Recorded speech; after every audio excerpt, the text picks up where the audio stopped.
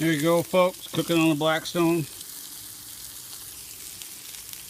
That's all green tomatoes, sausage, fresh corn out of the garden, green tomatoes out of the garden.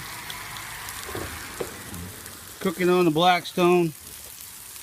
That's what we're doing this evening. Had a bad morning. Didn't do much this morning. Slept most of the day. Finally getting out, doing something. Hazy, hot and humid. Right now it's cleared out.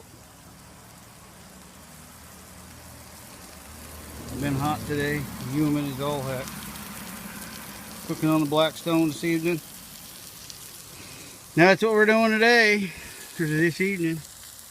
I didn't do much today. Hanged around. Slept most of the day, like I said. Didn't do hardly nothing. But we're cooking on the Blackstone tonight. Fried green tomatoes. Tell me how you like your fried green tomatoes out there. If you like them, we love them. As you can tell, we cooked a bunch of them. There's going to be enough for everyone. It's a 36-inch Blackstone full of fried green tomatoes. We love them, folks. As you can tell. Flipping over. Getting them all nice and crispied up.